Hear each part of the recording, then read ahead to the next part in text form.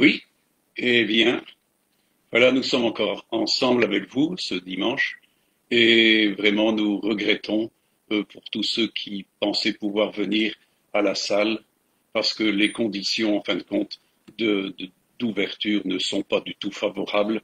On ne peut pas décemment en permettre simplement à 15 personnes d'avoir part à un culte alors que les autres resteraient à la porte. Donc, nous continuons pour l'instant les prédications au travers donc de la vidéo et nous vous remercions tous ceux qui écoutent et qui nous font des rendus parce que en fin de compte c'est vrai qu'il y a plus de 600 personnes encore la semaine passée qui ont regardé et tout ça. Donc nous sommes vraiment très encouragés de continuer avec vous parce que nous sommes dans un combat. Et c'est vrai que le monde va vers des temps de plus en plus difficiles. C'est pour ça que Jésus a dit que, en fin de compte, notre délivrance était proche.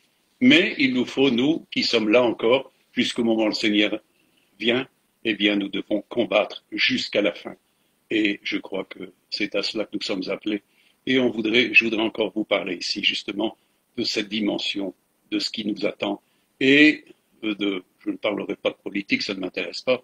Les choses sont en train de suivre leur cours et Dieu va s'occuper de tout cela aussi. Mais pour nous, nous avons des intérêts qui sont ceux du royaume, parce que le royaume de Dieu vient avec puissance, et ce royaume vient, c'est vrai, comme Jésus l'a dit, il y a les premières douleurs de l'enfantement, mais les dernières douleurs de l'enfantement du royaume vont être très secouantes pour le monde. Mais pour nous, c'est un signe de grande délivrance, c'est un signe de grande liberté qui vient. Alors, je crois que pour les élus, et bien pour tous les saints qui savent et qui s'attendent justement à cette résurrection, eh bien, c'est un temps de joie pour nous et c'est une force pour nous. Donc, il est important de considérer les choses. Et je voudrais lire quelque chose avec vous dans l'Apocalypse, qui, en fin de compte, doit nous encourager et surtout est une solution de puissance que beaucoup n'ont pas compris.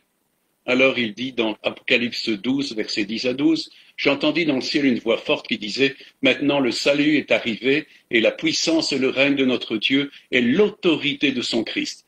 Car il a été précipité l'accusateur de nos frères, celui qui les accusait devant notre Dieu jour et nuit. Ils l'ont vaincu à cause du sang de l'agneau et à cause de la parole de leur témoignage, et n'ont pas aimé leur vie jusqu'à craindre la mort.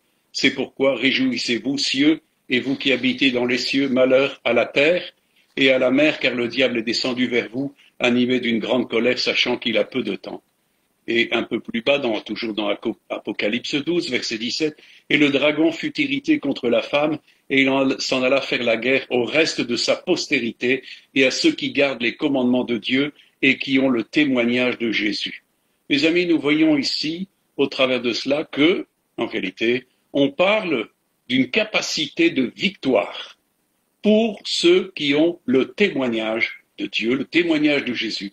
Il nous est dit ici qu'ils l'ont vaincu à cause du sang de l'agneau et à cause de la parole de leur témoignage.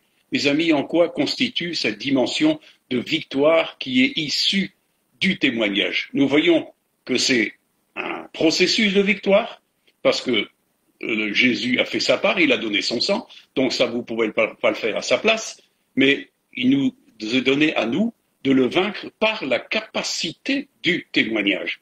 Et ça, c'est important parce que, justement, Satan est terriblement irrité. Il nous est dit que le dragon fut irrité contre la femme, c'est-à-dire contre Israël, et s'en alla faire la guerre au reste de sa postérité, et à ceux qui gardent quoi? Eh bien, les commandements de Dieu et qui ont le témoignage de Jésus. Sachez bien que Satan ne va jamais faire la guerre à ceux qui violent les commandements de Dieu et qui ne gardent pas le témoignage de Jésus. Jésus, il les a dans sa poche, il les mange quand il veut. Donc, en réalité, vous savez, dans ce combat, eh bien, c'est uniquement ceux qui ont gardé le témoignage et les commandements de Jésus qui sont l'objet d'un combat. Mais, comme nous l'avons lu précédemment, il nous est dit qu'ici, ils l'ont vaincu à cause du sang de l'agneau, à cause de la parole de leur témoignage. Il n'y a rien qui irrite plus Satan que des hommes et des femmes qui gardent les commandements de Dieu et qui gardent ce témoignage, qui sont forts de ce témoignage, parce que ce témoignage est une puissance. C'est pour ça que dans mon titre, j'ai marqué le témoignage de Jésus, c'est l'arme absolue. Parce que bien sûr, il y a toutes des autres armes spirituelles, mais c'est l'arme absolue qui va vaincre parce qu'elle est sous-entendu de beaucoup de choses. Ce témoignage est sous-entendu de différentes choses qui font la force du peuple de Dieu. Alors comprenez que c'est hyper important de comprendre toute cette dimension. Hein? Alors, il nous est dit donc excusez-moi, dans Luc, hein, oui. Oui, donc maintenant le salut est arrivé, la puissance et le règne de notre Dieu et l'autorité de son Christ. Nous revenons sur le retour de la vision de l'autorité jetée dans la boue et le sang dont je vous ai parlé les fois précédentes. Hein, et je vous avais montré que, en réalité, le Seigneur m'avait montré que l'autorité était jetée véritablement dans la boue et dans le sang. Et c'est vrai qu'on a vu, et les siècles ont démontré que l'autorité est souvent ecclésiastique est une mauvaise autorité, alors que l'autorité de Christ était bonne, et nous devons justement revêtir cette autorité. Je crois que dans les temps ici qui viennent, eh bien, Dieu rend cette autorité, mais il rend justement l'autorité à ceux qui gardent le témoignage de Jésus. Il n'y a aucune raison pour que Dieu puisse donner une autorité à quiconque, en fin de compte, viendrait, parce qu'en réalité, celui qui ne possède pas cet important témoignage de Christ, et nous allons en voir la portée, eh bien, ne peuvent pas posséder cette autorité. Et je peux vous dire que, quelque temps après avoir vu cette vision de l'autorité jetée dans la boue, hein, eh bien, le Seigneur m'a donné une vision des aigles. Et les aigles, en réalité, ce sont les intercesseurs, ce sont ceux qui se tiennent devant le Seigneur de toute la terre et des cieux pour intercéder. Donc, on sait que c'est très important. Et j'ai vu ces aigles, en fin de compte, qui portaient dans leurs pattes leurs serres, quoi, les pièces d'or qu'était donc l'autorité qui est manifestée, qui est déléguée par Christ. Il la donne uniquement à ceux qui sont véritablement porteurs des commandements de Dieu, de ceux qui accomplissent et qui gardent le témoignage. Et je donnais pour un petit rappel pour ce qui est des aigles. On sait que il y aura une conflagration qui va se faire à la fin, et on sait que les anges vont rassembler les élus, et c'est pour ça que les disciples s'étaient interrogés auprès de Jésus, mais où est-ce que ça va se faire cela? Et alors il en parle en Luc 17, 37 et jusque 18, 8. Hein, les disciples lui disent, où est-ce que le Seigneur? Et il répondit, où sera le corps? Là s'assembleront les aigles. Jésus leur adressa une parole pour montrer qu'il faut toujours prier et ne pas se relâcher. Il dit, il y avait dans une ville un juge qui ne craignait pas Dieu et qui n'avait d'égard pour personne. Il y avait aussi dans cette ville une veuve qui venait lui dire, fais-moi justice de ma partie adverse. Pendant longtemps il refusa, mais ensuite il dit en lui-même, quoique je ne craigne pas Dieu et que je n'ai égard pour personne, néanmoins parce que cette veuve m'importune, je lui ferai justice afin qu'elle ne vienne pas sans cesse me rompre la tête. Le Seigneur ajouta, entendez ce que dit le juge unique. Et Dieu ne fera-t-il pas justice à ses élus qui crient à lui jour et nuit? Et tardera-t-il à leur égard, je vous le dis, il leur fera promptement justice. Mais quand le Fils de l'homme viendra, trouvera-t-il la foi sur la terre? Jésus met en évidence que les aigles sont les élus qui combattent et persistent dans l'intercession pour obtenir justice. Le rôle d'un intercesseur est d'établir la justice de Dieu contre toute injustice. Et je crois que les siècles passés ont montré l'importance de la puissance que revêtaient ces hommes et ces femmes de justice, ces élus, qui pouvaient, en fin de compte, établir la justice et rétablir et défaire des choses. Quand nous voyons des ministères comme Jérémie, tout cela, eh bien, nous voyons la puissance que Dieu accordait à des intercesseurs de haut niveau. Ils avaient une autorité incontestable. Et donc, cette autorité, elle est rendue et elle sera rendue ici dans le délai qui nous reste encore dans cette petite fenêtre de la grâce. Eh bien, les intercesseurs ont un rôle encore important à jouer pour encore le salut de plusieurs. Et donc, c'est pour établir justement cette dimension de justice. Et on comprend que Jésus dit, Dieu va faire justice à des élus, pas à n'importe qui. Dieu écoute la prière persévérante des justes. Et ça, c'est important, mes amis. Ça sont les aigles. Ce sont ceux qui sont loin de Dieu et qui vivent dans la puissance de l'esprit. Hein, j'ai eu des différentes expériences avec des aigles et je peux vous dire que Dieu m'a beaucoup impressionné au travers de leur témoignage de vie. Et c'est important justement de vivre comme les aigles. Jésus a parlé des aigles parce que là où sera le corps, là seront les aigles, c'est-à-dire des hommes et des femmes qui se tiennent devant la face du Tout-Puissant pour encore intercéder pour un monde qui est perdu. Amen. Est-ce que vous êtes de ceux-là? Parce que beaucoup ont commencé l'intercession et n'ont pas beaucoup persévéré. Nos pays se manquent gravement d'intercesseurs, de gens qui savent se tenir régulièrement, constamment devant la face de Dieu. Et ça, mes amis, automatiquement, l'ennemi peut faire des brèches comme il veut dans la société et automatiquement amener tout le contraire. Mes amis, nous voyons combien nos pays sont dirigés maintenant par des gens qui ont une obédience dans la franc-maçonnerie, dans le mondialisme et tout ce qui s'ensuit, ils sont inféodés à tout ça, et on ne peut pas dire que nous ayons dans les dirigeants de nos pays européens beaucoup d'hommes et de femmes qui peuvent dire j'ai le témoignage de Christ et je garde les commandements de Dieu. Alors comprenez dans quel état nos pays sont et qu'est-ce qui se passe sous la direction de ces gens-là. Mes amis, c'est pas le royaume de Dieu, ça. Mais le royaume de Dieu vient et il est au milieu de ceux qui aiment Dieu, où l'Esprit de Dieu est là, où Jésus est là, et ça c'est important. Alors, mes amis, comprenons bien que la dimension justement du témoignage de Dieu, il ne s'agit pas d'un témoignage religieux, parce que le témoignage religieux ne connaît pas le véritable témoignage de Christ, bien qu'il ait en certaines dimensions une certaine apparence, une certaine coloration du Christ, mais dans la réalité, et on en comprend un peu plus l'importance quand il s'agit de Jésus avec Nicodème, qui était un docteur de la loi, qui aurait dû connaître ces choses-là et ne les connaissait pas. Et je vous prends avec vous cet évangile de Jean, chapitre 3, versets 5 à 13. Donc il répond à Nicodème, parce que Nicodème était très, très, très curieux de ce qui se passait avec Jésus. Il était venu le voir de nuit. Et il lui dit, Jésus répondit, en vérité, je te le dis, si un homme ne naît d'eau et d'esprit, il ne peut entrer dans le royaume de Dieu. Ce qui est né de la chair est chair, et ce qui est né de l'esprit est esprit. Ne t'étonne pas que je t'ai dit, il faut que vous naissiez de nouveau. Le vent souffle où il veut, tu en entends le bruit, mais tu ne sais ni d'où il vient, ni où il va. Il en est ainsi de tout homme qui est né de l'esprit. Nicodème lui dit, comment cela peut-il se faire? Jésus lui répondit, tu es le docteur d'Israël, et tu ne sais pas ces choses en vérité, je te le dis, nous disons ce que nous avons vu, de ce que nous savons, et nous rendons témoignage de ce que nous avons vu. Et, dit-il, vous ne recevez pas notre témoignage.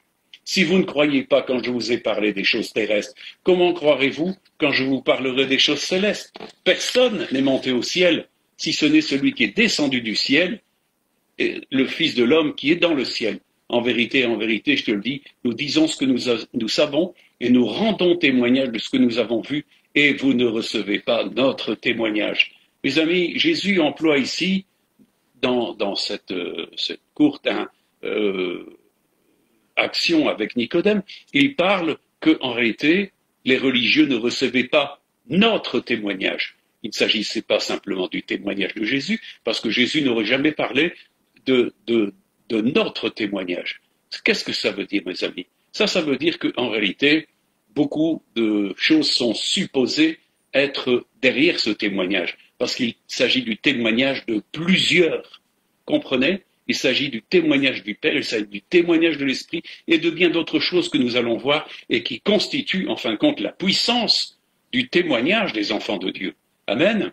C'est important de comprendre ces choses-là parce que nous avons vu, comme il est dit ici, que nous pouvons le vaincre à cause du sang de l'agneau, parce que ça c'est sa part qu'il a fait, mais nous pouvons le vaincre parce que nous avons le témoignage de Jésus. Et ça, il faut comprendre l'implication de ce que veut dire le témoignage. Beaucoup ne le possèdent pas. Moi, depuis mon ministère, depuis maintenant 1975, je peux vous dire une chose, c'est que la réalité, c'est que beaucoup de gens ne possèdent que des bribes, que des choses parcellaires. Et Satan n'a pas beaucoup de peur de ça. Et il peut les vaincre très très facilement. On comprend que aussitôt que quelqu'un voudrait avoir une certaine velléité à prétendre qu'il connaît le témoignage et qu'il garde les commandements de Dieu, il a intérêt à être bien assis là-dedans et à être fort dans ces choses-là pour pouvoir vaincre. Mais Satan peut vaincre très facilement des hommes en qui le témoignage n'est pas parfaitement établi, quand il n'est pas bien reçu. Et Jésus l'a dit, et je reprends les mots qu'il a dit, en vérité, je te le dis, nous, je te le dis, nous disons ce que nous savons et nous rendons des témoignages de ce que nous avons vu. Et mes amis, ça, il en est ainsi pour tout homme. Nous pouvons témoigner de ce que nous avons entendu et de ce que nous avons vu. Mais ici, il s'agit du témoignage du Fils de Dieu. Et le Fils de Dieu, son témoignage n'était pas reçu. Il ne le recevait pas, mais par la même occasion, il ne recevait pas non plus le témoignage de plus que lui. C'est pour ça que Jésus employait le mot notre témoignage. C'est un mot qui parle de multiplicité. Alors, je prends avec vous dans Jean 3, versets 31 à 36, et c'est encore un aspect de ce que Jésus est, hein, et il parle de Jésus. Celui qui vient d'en haut est au-dessus de tout. Celui qui est de la terre est de la terre, et il parle comme étant de la terre. Celui qui vient du ciel est au-dessus de tous, il rend témoignage de ce qu'il a vu et entendu, et personne ne reçoit son témoignage. Celui qui a reçu son témoignage a certifié que Dieu est vrai, car celui que Dieu a envoyé dit les paroles de Dieu, parce que Dieu ne lui donne pas l'esprit avec mesure. Le Père aime le Fils, et lui a remis toutes choses entre ses mains. Celui qui croit au Fils a la vie éternelle, celui qui ne croit pas au Fils ne verra pas la vie, mais la colère de Dieu demeure sur lui. C'est clair, mes amis, hein, je crois que, voyez-vous, Jésus est venu d'en haut, et il peut parler comme venant d'en haut. Celui qui est de la terre parle comme de la terre. Les amis, de qui vous recevez le témoignage? Le témoignage de Jésus avait été un témoignage beaucoup plus grand que celui de n'importe quel homme, même des prophètes, parce que personne n'est venu d'en haut. Lui seul est venu d'en haut, lui seul est venu du Père. Lui peut parler des choses célestes, c'est ce qu'il a dit. Comment croirez-vous si je vous parlais des choses des choses célestes si vous ne croyez pas déjà quand je vous parle des choses terrestres? Ça montre bien que le témoignage de tout ce qui est de Dieu n'est pas reçu. Mes amis, est-ce que vous voyez beaucoup de gens qui parlent correctement des choses de Dieu et du témoignage de Dieu? Ils n'en connaissent rien du tout, on a tout transformé maintenant, c'est le Père Noël et c'est Saint-Nicolas, c'est tout des trucs, c'est le petit Jésus, mais mes amis, on ne voit pas du tout celui que le Père a envoyé avec un témoignage très puissant. Amen. Mes amis, Jésus possède un témoignage que personne ne peut avoir. Alors, je voudrais prendre ici de nouveau avec vous un passage dans 1 Jean. Donc il s'agit de l'épître de Jean au chapitre 5 du verset 1 à 13. Et j'ai repris dans ce titre, si nous recevons le témoignage des hommes, le témoignage de Dieu est plus grand. Et ça c'est important. Sur qui vous reposez-vous? Sur le témoignage de qui? Et ici donc, 1 Jean nous dit, quiconque croit que Jésus est le Christ est né de Dieu. Et quiconque aime celui qui l'a engendré, aime aussi celui qui est né de lui. Et nous connaissons que nous aimons les enfants de Dieu parce que nous aimons Dieu et parce que nous pratiquons ses commandements. Car l'amour de Dieu consiste à garder ses commandements et ses commandements ne sont pas pénibles. Parce que tout ce qui est né de Dieu triomphe du monde et la victoire qui triomphe du monde, c'est notre foi. Qui est celui qui a triomphé du monde, sinon celui qui croit que Jésus est le Fils de Dieu? C'est lui, Jésus-Christ, qui est venu avec de l'eau et du sang, et non avec de l'eau seulement, mais avec l'eau et avec le sang. Et c'est l'Esprit qui rend témoignage, parce que l'Esprit est la vérité, car il y en a trois qui rendent témoignage. L'Esprit, l'eau et le sang, et les trois sont en accord. Si nous recevons le témoignage des hommes, le témoignage de Dieu est plus grand, car le témoignage de Dieu consiste en ce qu'il a rendu témoignage à son Fils. Celui qui croit au Fils de Dieu a ce témoignage en lui-même. Celui qui ne croit pas Dieu le fait menteur, puisqu'il ne croit pas au témoignage que Dieu a rendu à son Fils. Et voici ce témoignage, c'est que Dieu nous a donné la vie éternelle et que cette vie est dans son Fils. Celui qui a le Fils a la vie, celui qui n'a pas le Fils de Dieu n'a pas la vie. Je vous écris ces choses afin que vous sachiez que vous avez la vie éternelle, vous qui croyez au nom du Fils de Dieu. Amen, mes amis. Si donc vous croyez au témoignage des hommes, quelle importance leur prêtez-vous? Est-ce que cela vient détruire le témoignage de Dieu? Ici, il nous est dit dans ce texte, et c'est Jean, l'apôtre Jean, qui en parle, parce qu'il était tout proche du Seigneur, et c'est un homme qui a pu voir tout, la gloire de Christ, il a pu assister aux différents témoignages que le Père a donnés à son Fils, parce qu'il a été spectateur de ça. Et il peut parler complètement de ce témoignage que le Père a rendu au Fils. Et comme il le dit, il est important que nous comprenions que le témoignage de Dieu est plus grand.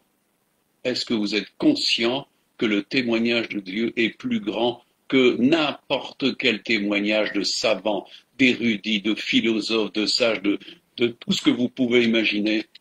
Le témoignage de Dieu est plus grand. Est-ce que vous possédez ce témoignage? Parce que c'est ce qu'il dit, hein. Il dit au verset 10, celui qui croit au Fils de Dieu a ce témoignage en lui-même. Mes amis, il le possède. Ça change tout.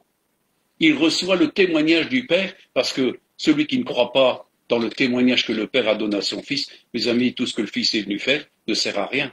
Tout le projet de Dieu ne sert à rien du tout. Alors il est important que vous possédiez l'entièreté. Et nous avons vu ici qu'il y a trois choses qui rendent témoignage. Et ça, c'est important. On dit toujours dans la parole de Dieu que la corde à 3 brins ne brise pas facilement. Ici, il nous est dit que 3 dimensions sont en accord. 3 dimensions s'appuient. 3 dimensions se construisent. Et on parle ici de l'eau, du sang et de l'esprit. Amen. Les 3 sont en accord. Ça constitue quelque chose de très puissant dans le témoignage, parce que Satan ne peut pas résister à la dimension du témoignage que vous avez en vous de l'eau, c'est-à-dire de la parole, du sang, qui est le sang de l'alliance de Christ, et de l'Esprit de Dieu, qui est l'Esprit de puissance, l'Esprit de sainteté. C'est une impossibilité pour lui de résister. Si vous possédez vraiment ce témoignage, on comprend pourquoi, dans l'Apocalypse, Jésus dit que par le sang de l'agneau, nous pouvons, et par la parole du témoignage, le vaincre. Ils l'ont vaincu.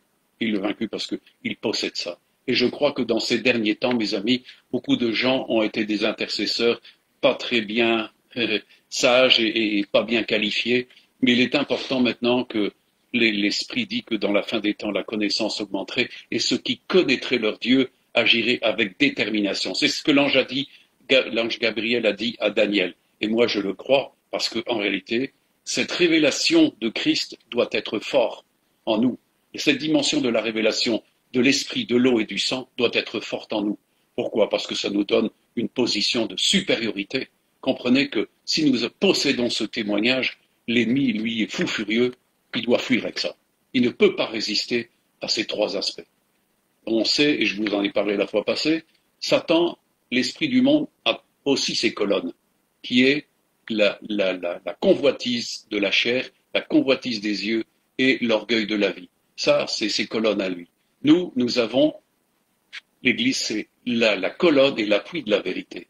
Et l'appui de la vérité, les amis, la vérité, c'est ce que je viens de vous dire concernant justement le témoignage de Christ qui repose justement sur le témoignage de l'eau, du sang et de l'esprit. Amen.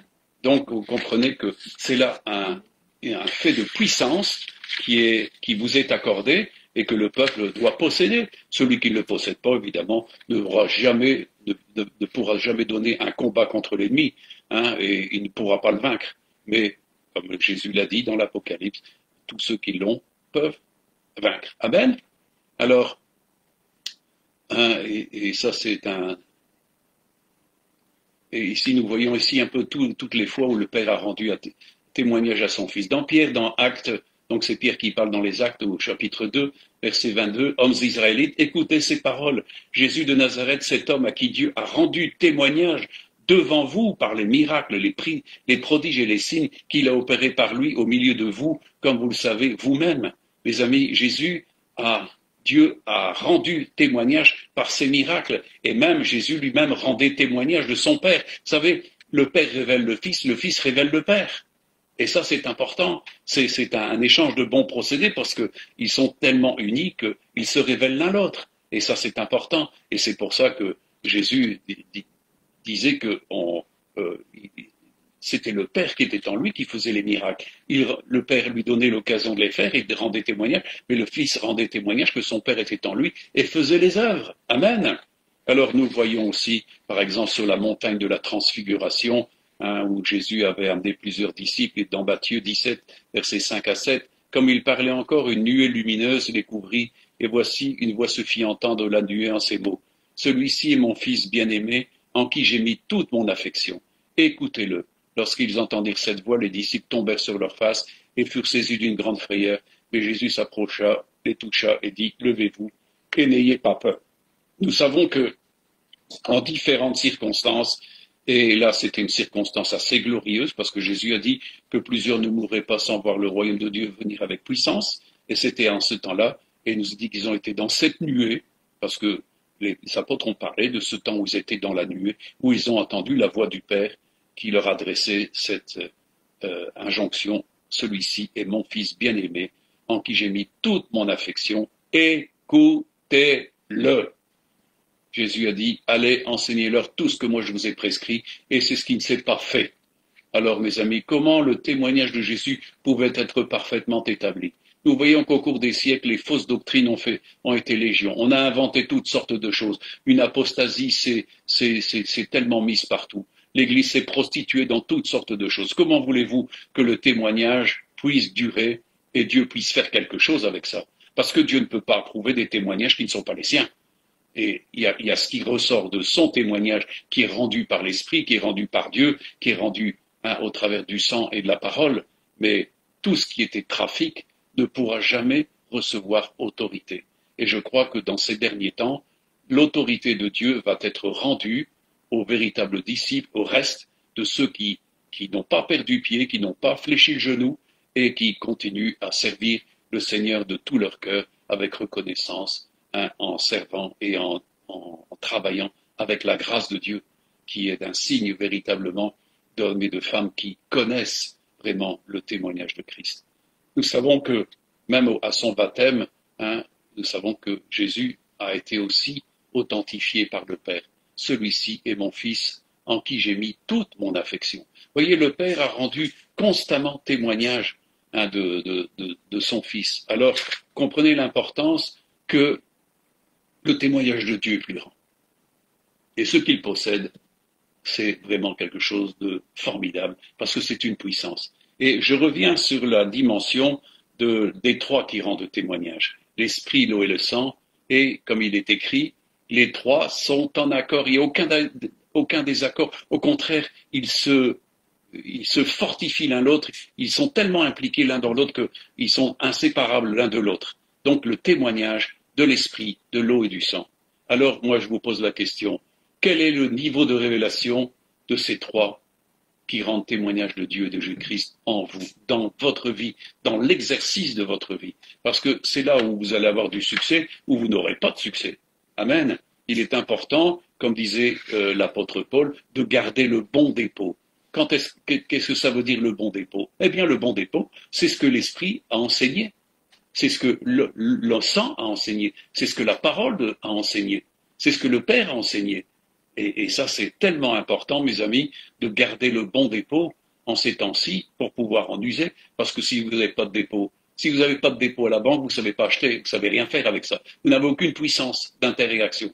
Mais si vous possédez un dépôt, et c'est pour ça qu'il nous est dit que ceux qui l'ont possédé ont trouvé aussi, de la part de Dieu, un témoignage d'approbation. Dieu approuvant. Dieu a approuvé a toujours approuvé ceux qui gardaient ce dépôt et le manifestaient. Il confessait véritablement ces dimensions de ces témoignages qu'ils possédaient en Christ. Ils le possédaient entièrement. Ils étaient habiles dans la dimension. On a parlé la fois passée d'être des ambassadeurs plénipotentiaires. Eh bien, c'est ça. C'est des gens qui possèdent vraiment toutes les arcanes de justice et de grâce et de la compréhension de la bonté de Dieu dans le royaume de Dieu, parce qu'elles s'établissent pleinement sur le témoignage de Dieu, sur le témoignage de son amour pour son Fils et le témoignage de l'esprit, de l'eau et du sang. Amen. Alors, est-ce que vous possédez ça? Je vous pose la question parce que si avec ça vous pouvez vaincre. Il nous est dit, ils l'ont vaincu à cause du sang de l'agneau et à cause de la parole de leur témoignage. De quoi témoignez-vous devant l'ennemi? De quoi témoignez-vous? Si vous possédez la parole de Dieu, vous avez l'épée de l'esprit. C'est ça qui est important. Alors, mes amis, la révélation du sang dans votre vie. Il nous est dit que sans effusion de sang, il n'y a pas de pardon. Mes amis, il nous est dit dans un autre texte de la parole de Dieu que le sang de Christ parle plus que le sang d'Abel. Les amis, c'est normal. Le sang d'Abel crie à la justice, tandis que le sang de Christ appelle justement toute une dimension de grâce, de justice révélée, de don de vie éternelle. C'est beaucoup plus, mes amis. Si le sang d'Abel a parlé, le sang de Christ nous parle plus. Il révèle plus, il témoigne plus. Quelle est la part de la révélation que vous avez sur le sang? Mes amis, beaucoup de gens reconsidèrent comme peu de choses, mais Jésus, il a donné tout son sang afin que nous soyons justifiés. C'est le sang de l'alliance, c'est le sang qui vous couvre, c'est le sang qui vous lave de toute impureté, de toute iniquité. Alors, comprenez que si nous possédons ce sang dans notre vie, la marque de ce sang qui nous a lavés, qui nous a purifiés, qui nous a sanctifiés, mes amis, on possède quelque chose de très puissant. Et l'ennemi ne peut en aucun cas venir nous attaquer par rapport à cela. On sait que par le sang de Christ, nous avons déjà le pouvoir. Nous savons que déjà les choses ont été faites de la part de Dieu et nous confessons justement cette puissance du sang qui est une puissance de justice, qui est la puissance de la grâce. Alors, mes amis, comprenez que l'importance de cette révélation du sang dans votre vie fait partie pleinement de cette dimension du témoignage de Dieu, du témoignage de Christ.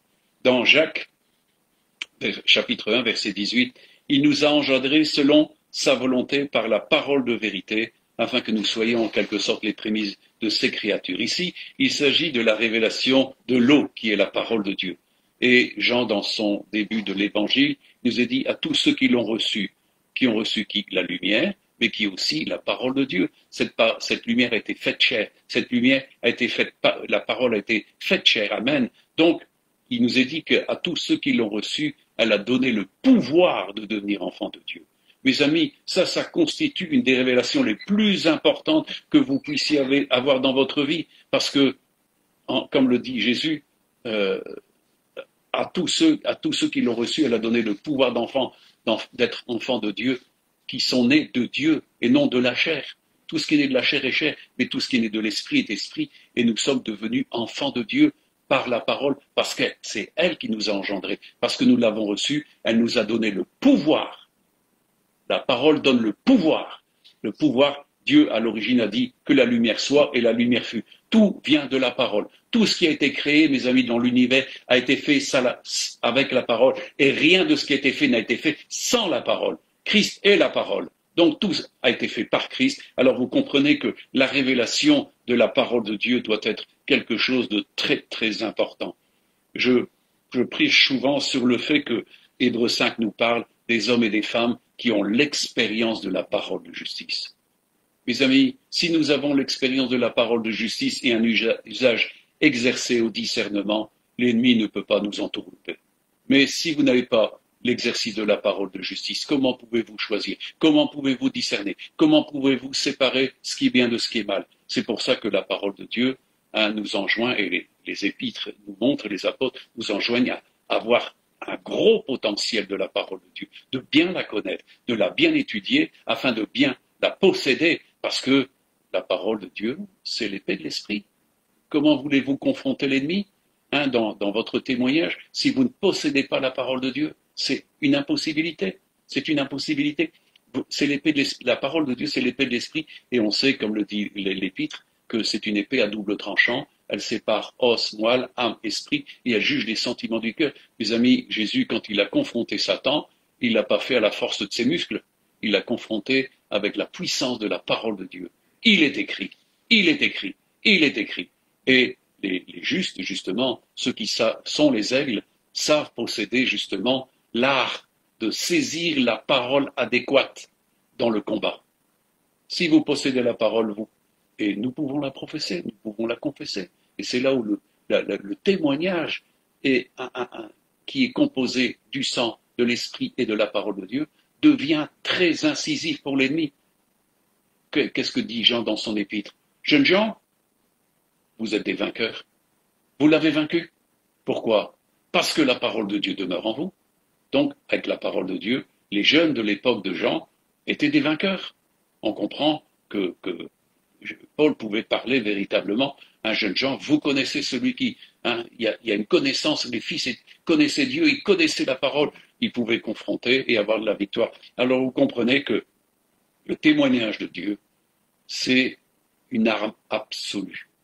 Le témoignage de Christ, composé de cette dimension de l'esprit, du sang et de la parole de Dieu, qui est l'eau de l'esprit, eh bien, on a là un élément tellement de force. Dans Jean 1, versets 12 à 16, mais à tous ceux qui l'ont reçu, à ceux qui croient en son nom, elle a donné le pouvoir de devenir enfants de Dieu, lesquels sont nés, non du sang de la volonté, ni de la volonté de la chair, ni de la volonté des hommes, mais de Dieu.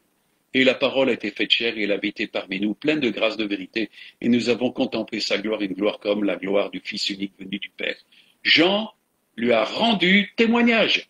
Voyez, Jean a rendu un témoignage. Et il s'est écrié, c'est celui dont j'ai dit, celui qui vient après moi m'a précédé car il était avant moi. Et nous avons tous reçu de sa plénitude et grâce pour grâce. Voyez-vous, Jean-Baptiste lui-même a rendu témoignage. Il a dit, moi je ne suis pas le Christ. C'est celui qui vient là. Moi, je ne suis pas digne de délier. Et c'est lui, et il donne un témoignage très puissant, il dit, et c'est lui qui baptisera d'Esprit Saint et de feu. Comprenez que là, nous sommes en plein dans la dimension, et on l'a vu dans le texte, Jésus n'est pas venu simplement avec l'eau de la parole, il est venu avec le sang, mais il est venu aussi avec l'Esprit. Et c'est pour ça qu'il y a la promesse des trois. La parole, le sang et l'Esprit. Et l'Esprit rend témoignage. Et tout rend témoignage. Alors comprenez l'importance de ce témoignage de l'Esprit. Hein, l'Esprit, il nous est dit dans Romains 8, versets 12 à 17, et ça, c'est le démarrage d'une véritable vie chrétienne et du véritable témoignage que nous pouvons commencer à recevoir et à grandir dans ce témoignage. Il nous est dit que l'Esprit lui-même rend témoignage à notre esprit que nous sommes enfants de Dieu. Amen. Et ça, c'est dans Romains 8, du verset 12 à 17. Car tous ceux, dit-il, qui sont conduits par l'Esprit de Dieu sont fils de Dieu. Ainsi donc, frères, nous ne sommes pas redevables à la chair pour vivre selon la chair. Si vous vivez selon la chair, vous mourrez. Mais si par l'Esprit vous faites mourir les actions du corps, vous vivrez. Car tous ceux qui sont conduits par l'Esprit de Dieu sont fils de Dieu. Et vous n'avez pas reçu un esprit de servitude pour être encore dans la crainte, mais vous avez reçu un esprit d'adoption par laquelle nous crions Abba, c'est-à-dire Père. L'Esprit lui-même rend témoignage à notre esprit que nous sommes enfants de Dieu. Or, si nous sommes enfants, nous sommes aussi héritiers, héritiers de Dieu et co-héritiers de Christ, si toutefois nous souffrons avec lui, afin d'être glorifiés avec lui. Mes amis, nous comprenons ici que quelque chose a démarré, et comme on l'a vu tout à l'heure, si nous recevons le témoignage des hommes, le témoignage de Dieu est plus grand. Qu'est-ce qui se passe dans la vie d'un enfant de Dieu? Eh bien, on le voit ici. C'est cette dimension où l'Esprit de Dieu vient témoigner à notre esprit que nous sommes enfants de Dieu. Mes amis, je ne pense pas qu'un pasteur puisse vous dire, même si vous avez fait des démarches religieuses, vous dire que vous êtes devenu enfant de Dieu. Il est important que la dimension de la vie de l'Esprit, et c'est là où, dans la dimension de la nouvelle naissance, l'Esprit Saint vient te dire à ton esprit, tu es maintenant enfant de Dieu. Il y a cette adoption. Et ça, c'est important. Ce témoignage de l'Esprit. Mes amis, c'est hyper important cela. Et automatiquement, qu'est-ce qui se passe? Eh bien, dans ce temps où quelqu'un se convertit, se repent et de tout cœur à Christ, eh bien, il se passe plusieurs choses. Nous recevons l'adoption. Donc, l'Esprit Saint témoigne à notre esprit que nous sommes enfants de Dieu. Dieu nous adopte en Christ à ce moment-là. En plus, il se passe aussi quelque chose de merveilleux. Puisque vous vous êtes repentis et que vous vous êtes jugés vous-même, vous n'êtes plus jugés. Donc, qu'est-ce que fait l'Esprit Saint? Eh bien, comme le dit très bien Paul en Romains 8, l'Esprit de Dieu, qui est l'Esprit de la loi, de la liberté en Christ, nous affranchit de la loi du péché et de la mort. À ce moment-là, vous passez de la mort à la vie. Il y a un témoignage puissant de l'Esprit. Parce qu'une loi de mort et de péché est brisée à l'instant même et vous êtes devenu enfant de Dieu et c'est fini. Le péché n'aura plus de pouvoir sur vous si vous gardez ce témoignage, si vous gardez cette dimension de la vie de l'Esprit et si vous ne retournez pas dans la chair, parce que si vous retournez dans la chair, vous retournez sous la loi. Mes amis, ceux qui sont sous la loi ne sont pas sous la grâce, tandis que si vous êtes sous la grâce et sous l'Esprit, vous êtes enfant de Dieu et vous avez part à l'héritage, vous êtes enfant de Dieu. Et ça, l'Esprit Saint va vous conforter régulièrement que vous êtes enfant de Dieu.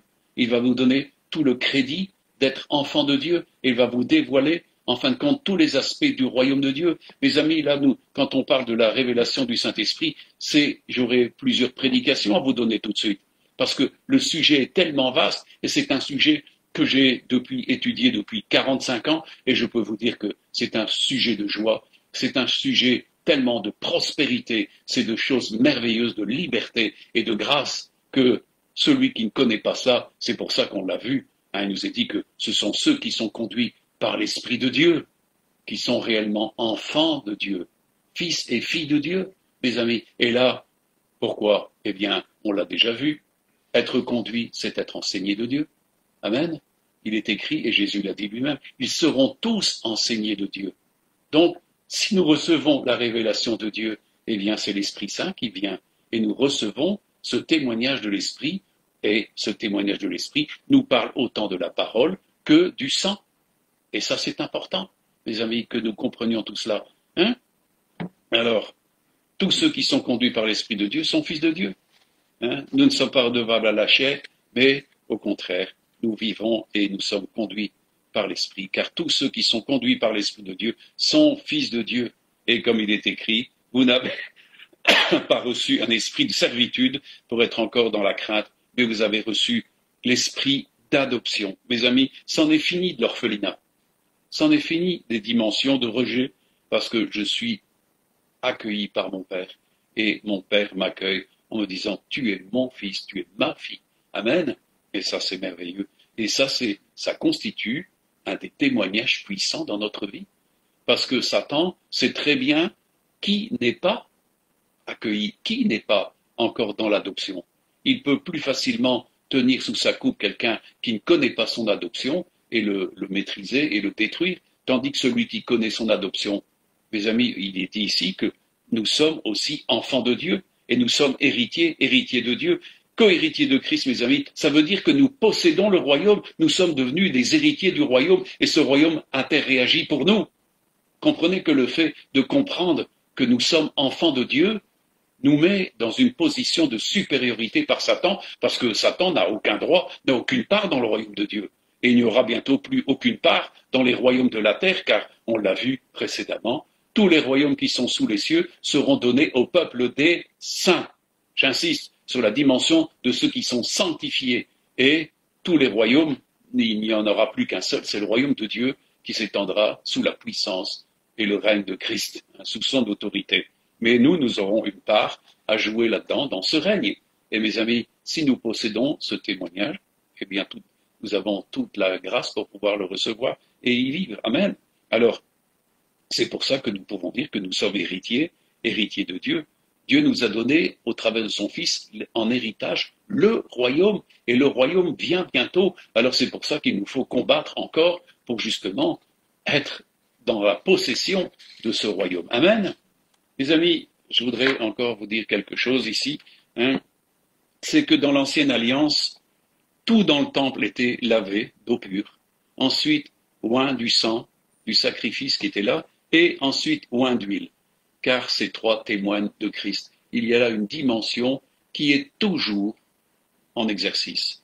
La dimension de l'eau qui purifie. Il dit d'avoir les cœurs et les corps lavés d'une eau pure. Amen. De s'approcher du Seigneur avec les cœurs et les corps lavés d'une eau pure. Et surtout d'être touché par le sang. Et dans le temple, tout était touché comme ça. Par l'eau, par le sang et par l'huile, qui est le symbole du Saint-Esprit. Et de même, l'autel d'or de la prière était aussi oint, les cornes de puissance qui étaient là. Eh bien, c'était un lieu pour les élus se réunir et combattre. C'était un lieu d'intercession, c'était un lieu de prière même pour les nations. Malheureusement, Israël a perdu son droit d'intercesseur parce qu'il ne s'est pas tenu. Mais je crois que dans ces temps-ci, il est important que l'autel de la prière soit revisité de manière rapide et de manière vraiment soutenue, parce qu'il y va du sort de beaucoup. Mes amis, les temps sont courts, et tous les prophètes parleront de la même manière que moi. Vous savez, nous savons que c'est le temps où les aigles peuvent encore tenir une intercession et être puissants. Et décréter des choses de la part de Dieu, pour modifier. On sait que dans l'Ancien Testament, des hommes ont pu vraiment faire bouger les nations simplement à cause de leur intercession. Les amis, notre combat, il se situe dans le deuxième ciel. Nous n'avons pas à combattre la chair et le sang, mais de combattre les principautés, les esprits, les autorités méchants qui se trouvent dans les lieux célestes, qui se trouvent dans le deuxième ciel. Et mes amis, il n'y a pas un lieu plus approprié que de se trouver devant l'autel des sacrifices et l'autel d'adoration, d'action de grâce et d'intercession. C'est pour ça que Dieu avait donné ce petit autel et, encore une fois, je le répète, j'ai eu l'occasion de voir en vision. Dieu m'a fait visiter le temple et m'a mis devant cet autel d'or et il m'a montré l'importance. Et nous en comprenons encore mieux l'importance si nous regardons Apocalypse 8. Et je reprends parce que beaucoup de gens, en fin de compte, méprisent cette dimension-là et méprisent l'intercession. Dieu s'étonne, comme on l'a dit dans Ésaïe, qu'il ne trouve pas d'intercesseur qui puisse se lever dans la dimension et réclamer justice. Mais justement, les élus peuvent réclamer justice, pas les autres. Les gens de ce monde ne comprennent pas la justice de Dieu et ne réclament rien. Mais ici, nous voyons dans Apocalypse 8, versets 2 à 6, il dit quelque chose. Et c'est Jésus qui parle. Et je vis les 7 anges qui se tiennent devant lui, devant Dieu, et 7 trompettes leur furent données. Et un autre ange vint et se tint devant l'autel, ayant un encensoir d'or. On lui donna beaucoup de parfums, afin de les offrir avec les prières de tous les saints sur l'autel d'or qui est devant le trône. La fumée des parfums monta avec les prières des saints de la main de l'ange devant Dieu. Et l'ange prit l'encensoir, le remplit du feu de l'autel et le jeta sur la terre. Il eut des voix, des tonnerres, des éclairs et un tremblement de terre. Et les 7 anges qui avaient les 7 trompettes se préparèrent à en sonner. Qu'est-ce que cela révèle, mes amis? Eh bien, on s'aperçoit qu'en réalité, il y a une interréaction de la part de Dieu à partir du moment où les saints libèrent la prière. Et là, ils vont dans les coupes. Les amis, les anges attendent les prières. Ils ne peuvent rien faire sans les prières. L'action de Dieu est, en réalité, consécutive de cette dimension. C'est ce qu'il dit ici. On lui donna beaucoup de parfums afin qu'il les offrit avec les prières de tous les saints sur l'autel d'or. Donc, il y a les coupes. Il est là sur l'autel, l'ange, et il faut que les coupes soient remplies des prières des saints. Et ensuite, il y a du parfum, de l'encens. Et à partir du moment où là, les choses se conjuguent et nous voyons l'interréaction et les choses de l'action de Dieu se font parce que les saints ont pris l'avantage dans la prière. Ils ont permis que l'ange puisse déverser sur l'autel le parfum et tout. Et j'ai vu ce parfum. J'ai vu ce parfum sur l'autel. Ça montait et je peux vous dire qu'en réalité, le toit du temple était comme explosé et on allait directement dans le 3e ciel. Les cieux étaient ouverts. Là, sur cet autel, les cieux sont ouverts. Comprenez? Et c'est ça que Dieu veut dans ces temps-ci, des hommes et des femmes qui intercèdent. Pourquoi? Il y va du salut de beaucoup, il y va de nos familles, il y va de tous ceux qui, en fin de compte, méprisent actuellement le témoignage de Dieu, le témoignage de Christ, mes amis. Ils vont être pris bientôt dans un filet. Est-ce que vous comprenez? Est-ce que vous avez du cœur pour ces gens-là? C'est important d'avoir justement, de réunir les conditions qui permettent, en fin de compte, d'être efficaces. Moi, j'ai trouvé un passage dans les Écritures qui a dû faire certainement la joie de Paul. Et c'est dans 1 Corinthiens 1, du verset 2 à 9. Et Paul parle à l'Église de Dieu qui est à Corinthe, à ceux qui ont été sanctifiés en Jésus-Christ, appelés à être saints, et à tous ceux qui invoquent en quelque lieu que ce soit le nom de notre Seigneur Jésus-Christ, leur Seigneur et le nôtre. Que la grâce et la paix vous soient données de la part de Dieu, notre Père et du Seigneur Jésus-Christ. Je rends à mon Dieu de continuelles actions de grâce à votre sujet, pour que la grâce de Dieu qui vous a été accordée en Jésus-Christ, pour la grâce qui vous a été accordée en Jésus, car en lui, vous avez été comblés de toutes les richesses qui concernent la parole et la connaissance, le témoignage de Christ ayant été solidement établi parmi vous, de sorte qu'il ne vous manque aucun don dans l'attente où vous êtes de la manifestation de notre Seigneur Jésus-Christ. Il vous affermira aussi jusqu'à la fin pour que vous soyez irréprochables au jour de notre Seigneur Jésus-Christ. Dieu est fidèle, lui qui vous a appelé à la communion de son Fils Jésus-Christ notre Seigneur. Qu'est-ce que cela veut dire ça? Eh bien, mes amis, moi je crois que cette Église était arrivée, en fin de compte, à ces dimensions de plénitude de Christ. Et moi je crois que le jour du Seigneur, eh bien, ils seront là. Et ils seront là, pourquoi? Parce qu'ils ont rempli toutes les conditions, ils possèdent, c'est pour ça qu'il dit, car en lui vous avez été comblés de toutes les richesses qui concernent la parole et la connaissance, le témoignage de Christ ayant été solidement établi parmi vous. Mes amis, je crois que automatiquement, il devait être redoutable devant l'ennemi. Il devait être redoutable parce que ce témoignage qui a été solidement établi permettait, en fin de compte, à ces gens d'être performants dans le domaine spirituel. Il nous a dit qu'il ne leur manquait aucun don, aucun don. Et tout cela dans l'attente qu'ils avaient de la manifestation de notre Seigneur Jésus-Christ. Et c'est ça qui est important, les amis, c'est dans ce temps, nous devons encore concrétiser pour beaucoup, en fin de compte, cette connaissance, ce témoignage et cette richesse des dons spirituels pour être encore effectifs dans ce temps-ci. Mes amis, et ça, c'est une question de travail, c'est une question de recherche, c'est une question d'appétit des choses de Dieu. Est-ce que vous êtes en appétit des choses de Dieu? Est-ce que vous êtes un aigle? C'est ça que je vous pose comme question. On a vu que Jésus a dit, là où sera le corps, là seront les aigles. Pourquoi? Parce qu'ils ont appris à vivre dans l'esprit, sous le souffle de l'esprit. C'est ça. Dieu veut des aigles actuellement, des aiglons. Nous devons former des nouveaux disciples qui d'aiglons vont devenir des aigles en très peu de temps, parce que le temps nous est compté. Il est important que vraiment le témoignage, comme il est dit ici, Paul a pu travailler. Dans d'autres églises, il pouvait dire, voilà, j'étais 3 ans parmi vous, et je vous ai apporté tout le conseil, toutes les choses de Dieu, tout l'enseignement du royaume. Et je vous ai rien laissé, je ne vous ai pas caché aucune chose du conseil de Dieu. Je vous ai donné tout le conseil de Dieu. Et encore une fois ici, il fait l'éloge des Corinthiens ici, qui en fin de compte étaient arrivés, car en lui vous avez été comblés de toutes les richesses qui concernent la parole et la connaissance, le témoignage de Christ ayant été solidement établi parmi vous. Mes amis, on comprend que Paul était en recherche de posséder entièrement ce témoignage et cette connaissance. Regardez, il dit que lui, avancé en âge, il n'avait pas encore tout compris. Et il a dit, je laisse tout ce que j'ai comme acquis, je le laisse en arrière, et je regarde ça comme de la boue, afin d'acquérir, de chercher, de recevoir Christ. Car Christ m'a saisi, et moi je veux le saisir. Et donc, il voulait en saisir un peu plus de cette connaissance et du témoignage de Christ pour être fort, pour être puissant.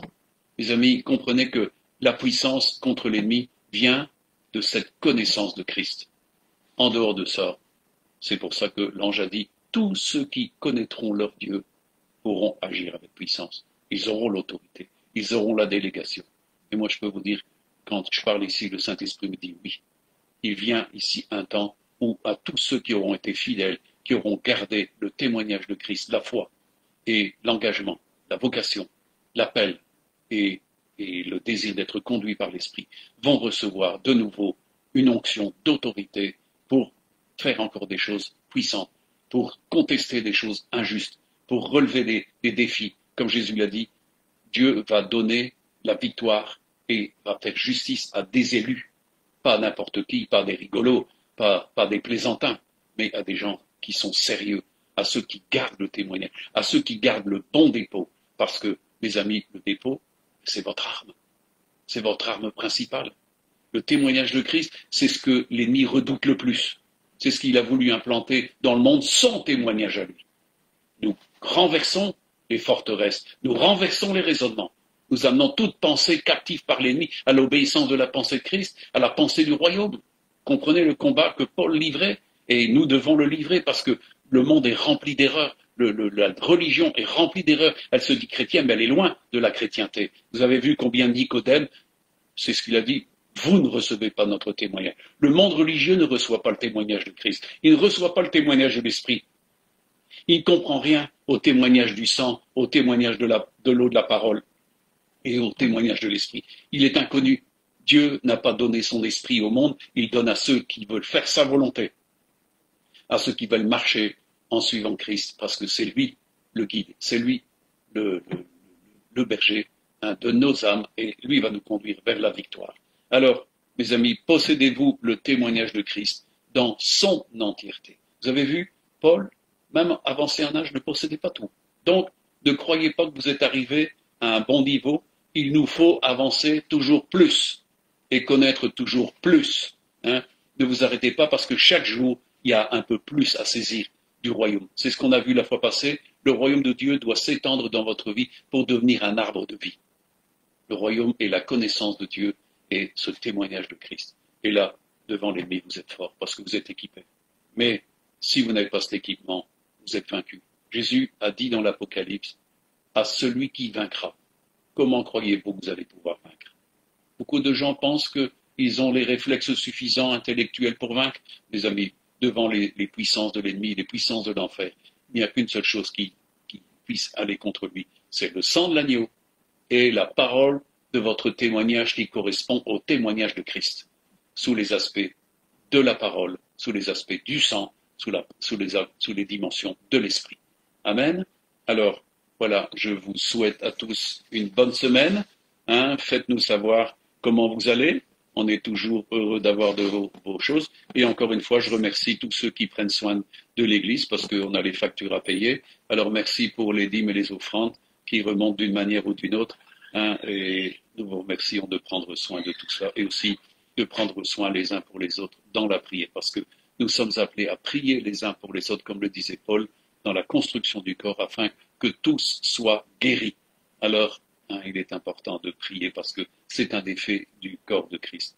Si il est dit que tous ceux qui sont nés de Dieu aiment Dieu et aiment ceux qui sont nés de lui. Amen. Alors nous aimons nos frères et nos sœurs qui sont nés de Dieu et nous prenons soin d'eux. Amen. Voilà, que le Seigneur vous bénisse et encore une fois, bon courage parce que les temps sont pas faciles, mais la grâce du Seigneur est puissante. L'Esprit du Seigneur est puissant et tous ceux qui gardent le témoignage de Christ vont marcher dans la puissance. L'onction va de l'être accordée, une onction d'autorité pour remporter toutes les victoires. Comme il est dit, ils l'ont vaincu. Ils l'ont vaincu. Mes amis, Dieu nous appelle à vaincre. Amen. Et pas être des vaincus, mais être des vainqueurs. Amen. Alors, soyez bénis dans le nom de Jésus. Amen.